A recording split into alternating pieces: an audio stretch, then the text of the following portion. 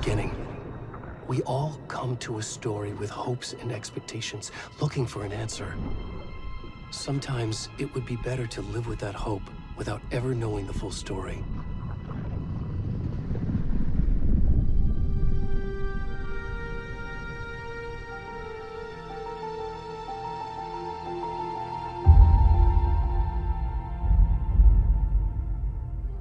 In a horror story, there are only victims and monsters.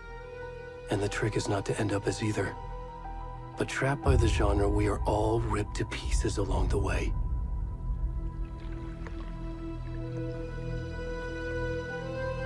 This is not the story I hoped it would be. This is not the ending I wanted. This story will eat us alive. This story is a monster. And monsters wear many faces.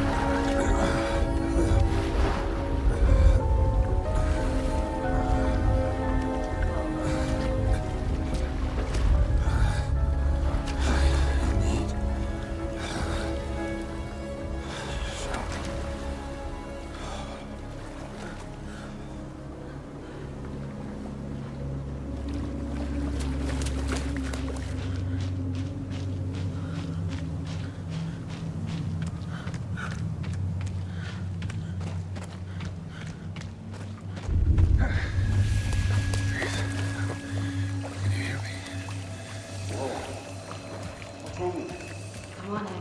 We should go.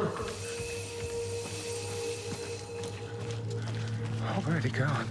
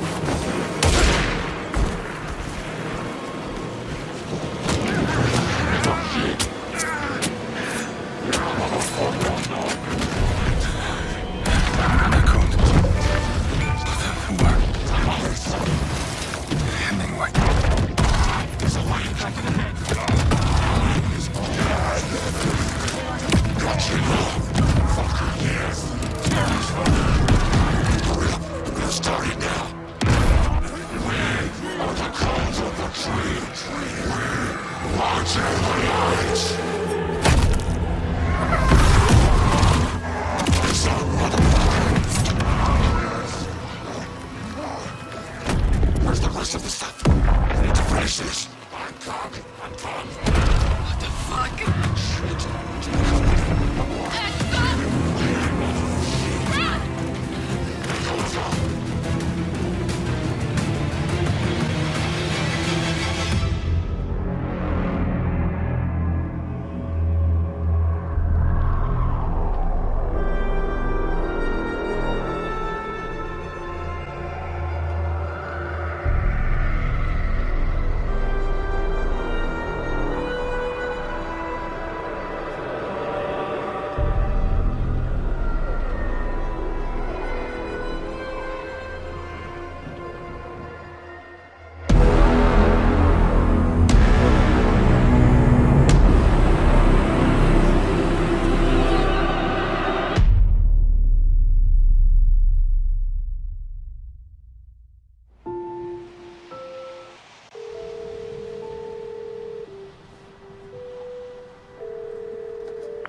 Hey, kiddo.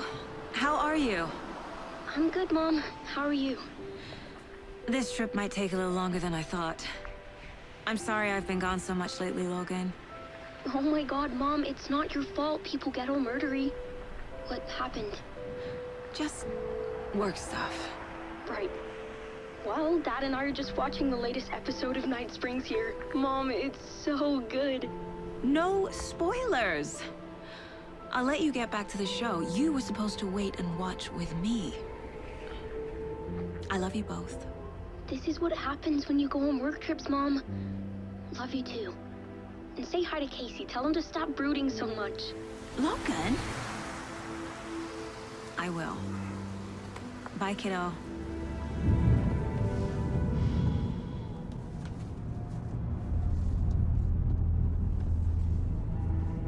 Logan thinks you should try cheering up. Snarky kid.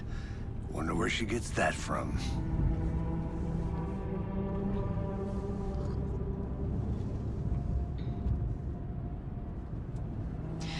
It can't be a coincidence that another body turns up just as we arrive in town. Feels like the killer's leaving us a message. I'm glad you're on this case with me, Anderson. It's right up your alley. You should take lead. Think of me as the backup. Okay. Any words of advice? Nothing that would cheer anyone up.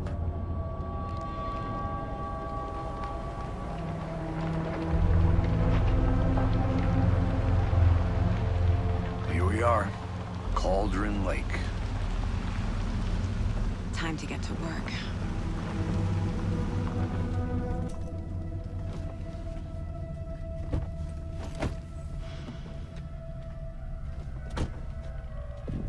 A deputy was supposed to be here to show us to the crime scene.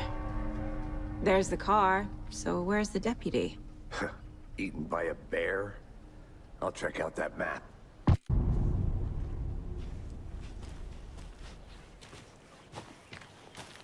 You're the one who wanted to switch. I think I hear someone. I'm not walking all over. Hey, over here. Hey there. Agent Casey, right? Sheriff Breaker said you'd be coming by to take over the case. You're half right.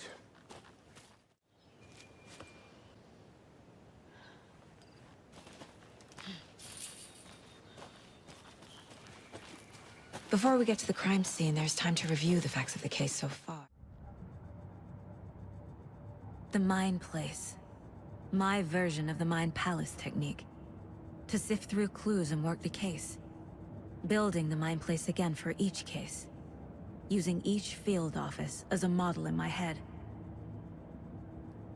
The facts are on the board. Head down a hill to the crime scene. Hey, Casey.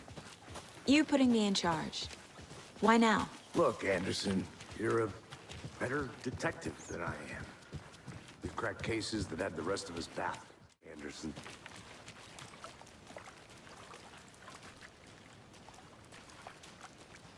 Now, this is the scene of the crime. We found him on the table. Now, we didn't touch nothing, you know, procedures and...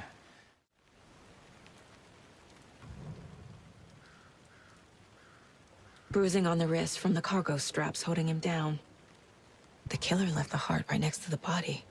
Incised stab wound. Chest cut open. Heart removed.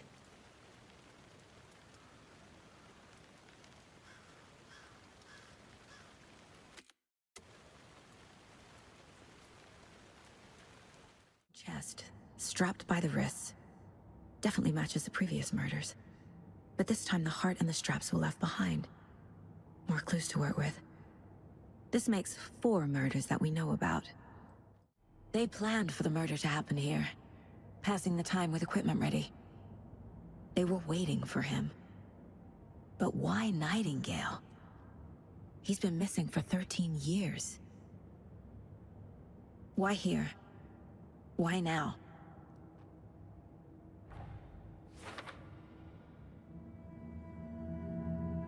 Profiling. Get into the subject's head. See what they saw. Feel what they felt. Use whatever I know about them to guide my intuition to a revelation. Piece it together.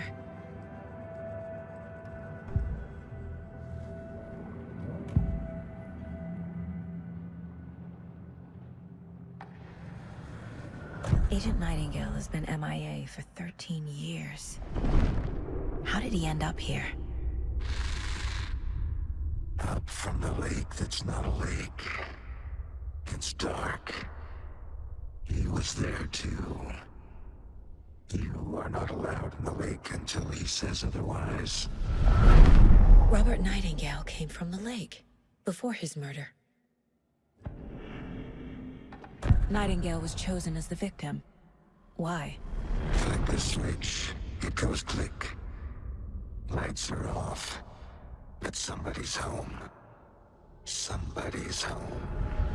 This wasn't some random act of violence. This was a ritual. And Nightingale a component.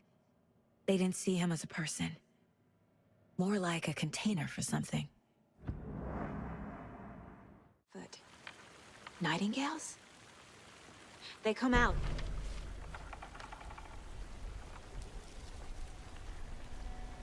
A page full of text on one side. Not a printout. Written with a typewriter. Old school. Lines scratched out and edits added with a pen. Like a manuscript. Page of a story. The killer left a message. It's for us. The text is about us. The victim was one of their own. FBI Special Agent Robert Nightingale. And then there was the page they found. The first step down into terrifying depths. Reading the words. These words felt like a message. Felt like a message. Someone knew they were here. Someone playing a game with them. An invitation. How could they not accept? Even if they knew it would end up hurting them.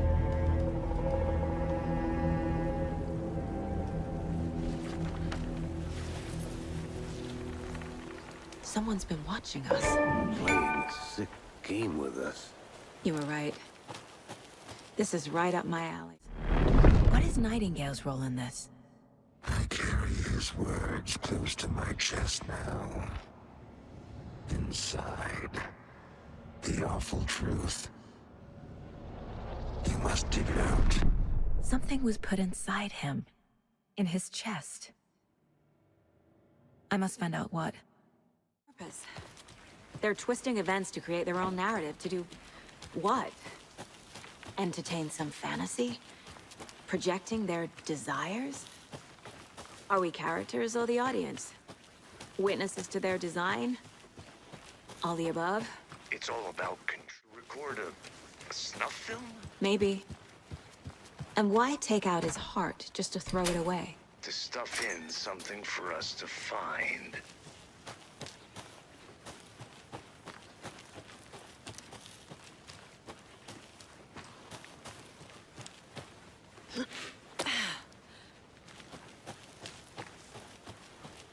Here we are.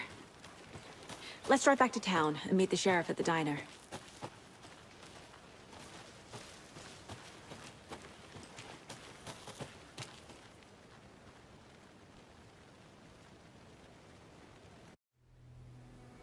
I can't get that manuscript page out of my head. I've never seen killers reach out so directly before. Damn impressive work so far.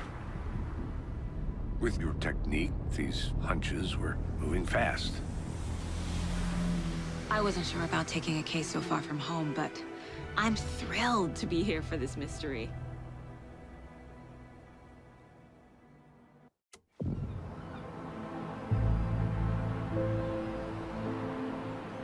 Need to swing by the lodge to get anything from the field office? No, I'm all set. I'll park there anyway. I want to walk to the diner, get a feel for the town.